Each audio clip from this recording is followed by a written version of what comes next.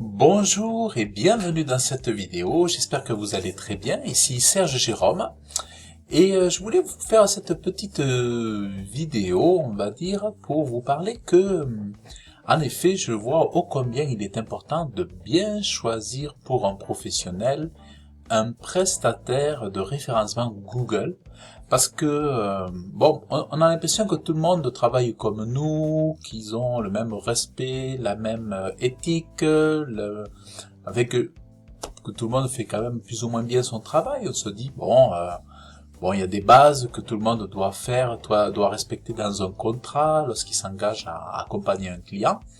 Mais il s'avère que, malheureusement, en faisant un audit, donc avec dans une réunion il y a quelques jours avec un de mes collaborateurs que j'aime beaucoup, nous voulions essayer de voir comment accompagner une personne, et donc j'ai été amené à aller faire le curieux dans le site qu'une agence lui a créé. Donc je suis allé voir un petit peu, je me suis dit je vais aller voir tout ça, et j'ai fait ça pendant la réunion. Ça m'a pris 10 minutes, même pas. Nous étions en réunion, donc avec mon ami et collaborateur. Et donc j'ai pris quelques instants pour regarder un petit peu, vite fait, tout ça. Et puis je me suis rendu compte que en fait, le travail qui avait été fait sur les 3 dernières années pour ce professionnel du transport, eh bien en fait que c'est comme si aucun autre travail n'avait été fait dans le référencement naturel, alors que pourtant, d'après ce que je sais, il paye plus de 350 € par mois pour une prestation de référencement Google. Et en fait, je pourrais dire qu'au final, avec le recul, c'est une vraie catastrophe. J'ai vu des pages qui étaient des pages de blog, par exemple, qui étaient tellement en deçà des espérances de ce qu'on peut attendre d'un professionnel pour pouvoir espérer positionner cela sur Google et puis en faire un contenu attrayant, intéressant pour les lecteurs et qui apporte de la valeur, qui soit riche, qui amène une stimulation, en fait, qui apporte des informations, mais on en était loin, en fait. J'ai vu donc des choix de mots-clés qui sont complètement à côté de la plaque, c'est-à-dire il y avait des mots-clés à aborder qui n'ont pas du tout été abordés. C'est comme si les gens ne connaissaient pas le métier. C'est ça qui m'a choqué, en fait, c'est que quand j'ai fait vite fait l'audit, quoi, ça m'a pris 5-10 minutes, et je me suis dit, mais en fait, c'est l'impression que quelqu'un a voulu faire un travail qu'il ne connaissait pas du tout. Donc c'est comme si quelqu'un avait voulu vendre la prestation SEO, mais sans s'y connaître, ou tout simplement en s'y connaissant, mais en visant à côté.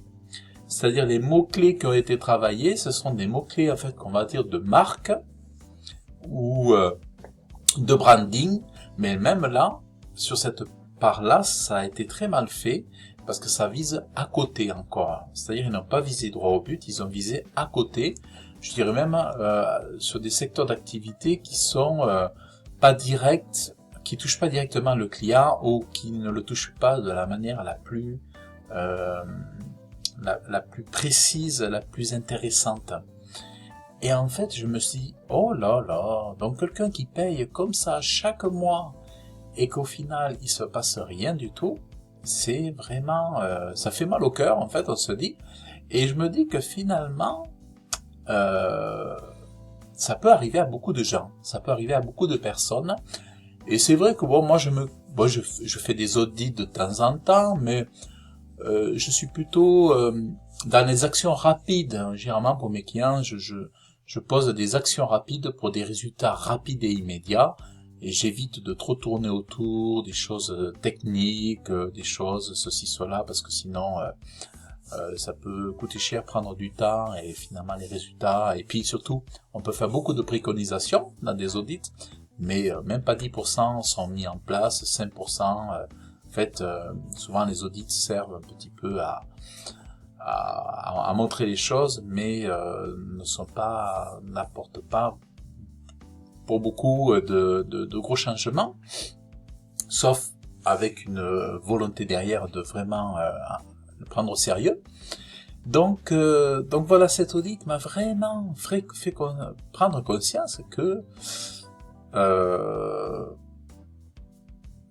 voilà, et vraiment les gens doivent faire très attention quand ils choisissent un professionnel.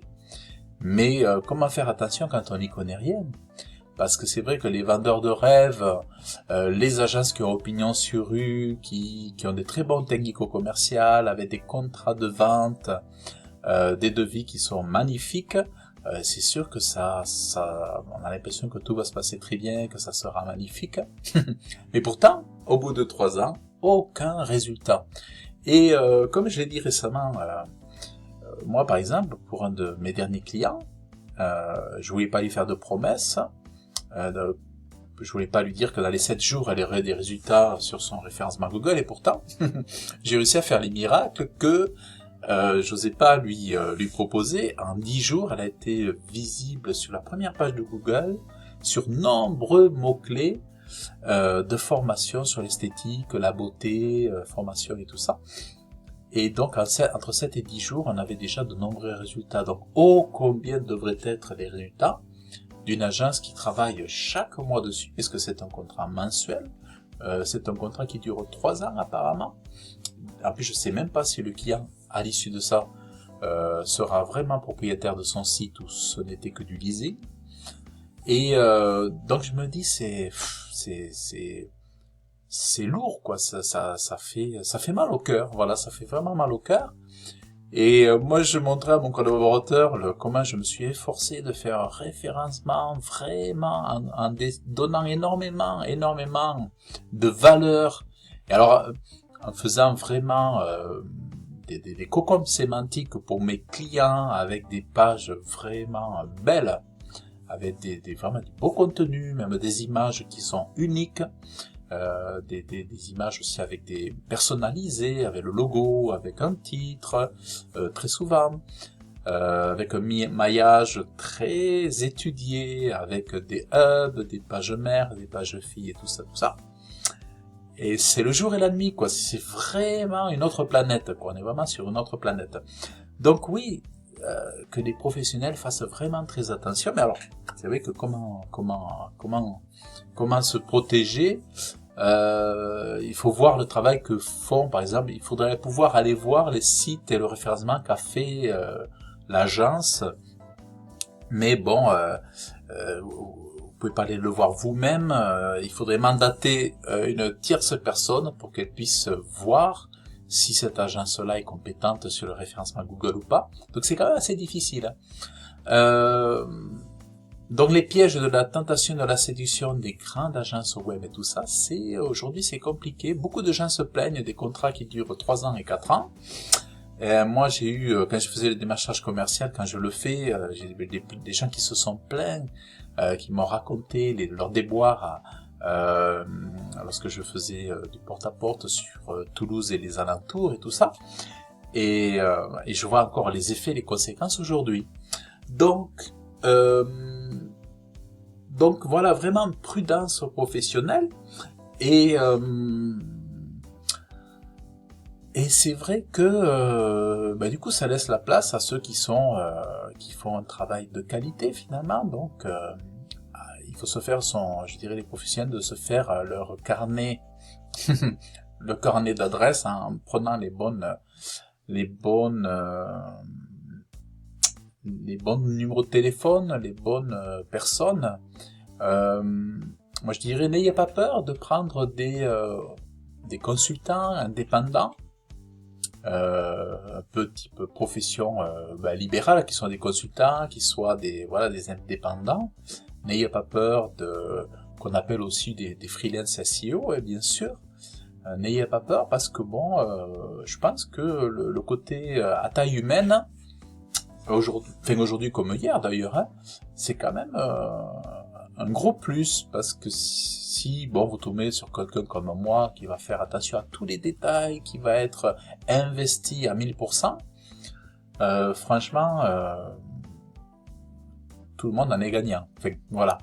Et puis en plus, bon, moi, je vois, ce qui est chouette, c'est qu'après, bon, les clients font une recommandation avec leurs amis et tout ça, leurs proches, leurs amis, leurs cousins. Et puis ça c'est super. Et puis il y a la publicité qui se fait en automatique, on va dire. Ça c'est bien. On a presque plus besoin. Des fois je suis surpris, j'ai presque plus besoin de faire de la prospection commerciale. Bien que quand je la fais, ça me fait du bien, ça me fait faire un peu de sport et puis discuter avec les gens et tout. Mais vraiment, voilà, alerte, faites attention, ne faites surtout pas confiance à tout le monde.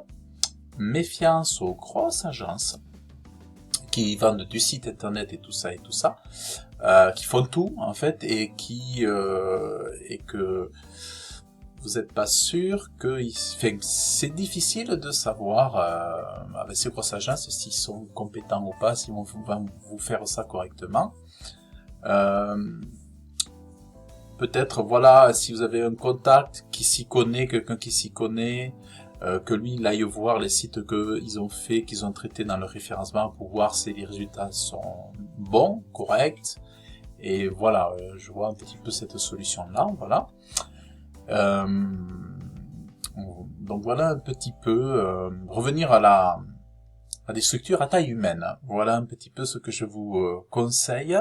Alors ce que je voyais dans le site en analysant, donc c'est qu'ils avaient ciblé à côté de la plaque, ils avaient même pas ciblé les mots-clés urgents, de court terme, de moyen terme, de long terme. En fait, c'était complètement à côté, il n'y avait pas d'étude. Parce que l'étude de mots-clés, l'étude préliminaire des mots-clés, et savoir quelle liste de mots-clés on va travailler en premier, cette étude préalable, elle est indispensable. D'ailleurs, je trouve intéressant parce qu'il y a des fois des prestataires, des professionnels du consultant du SEO qui proposent cette prestation seule, unique, par exemple, de vous délivrer une liste de mots-clés, qu'on puisse ensuite, un autre va se charger d'ajouter à la stratégie de référencement naturel. Donc ça, c'est pas mal aussi de proposer une liste de mots-clés, mais en fait, c'est vrai que travailler les mots-clés qu'il ne faut pas, les uns à la place des autres, ça c'est triste. Ça c'est vraiment triste.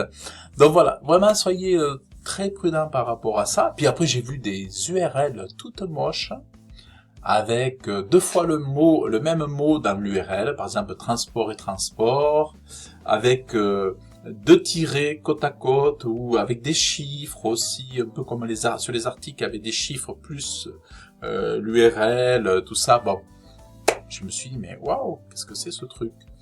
Et en plus, je pense avoir compris que la plupart des pages n'étaient pas indexées non plus. Waouh, j'ai dit waouh. Heureusement que je m'amuse pas à faire de l'audit de beaucoup de sites internet parce que je serais comment dire,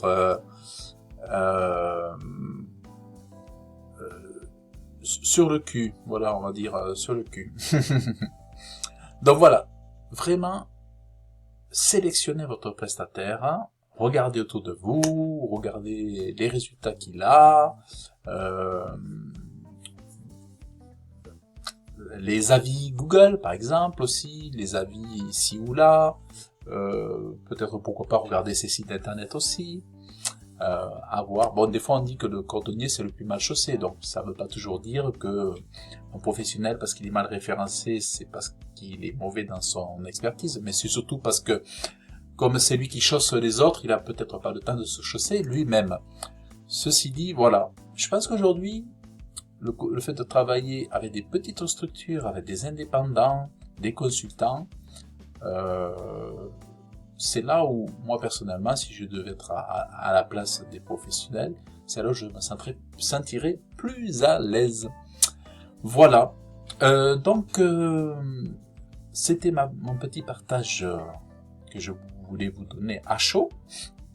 Et donc, j'espère que cela vous aura intéressé. Je vous invite à liker, à laisser vos commentaires, à vous abonner à ma chaîne YouTube Vous pouvez me retrouver sur comment dire, si vous cliquez dans le lien ci-dessous, vous pouvez me retrouver par email pour que je vous envoie mes conseils, mes pépites.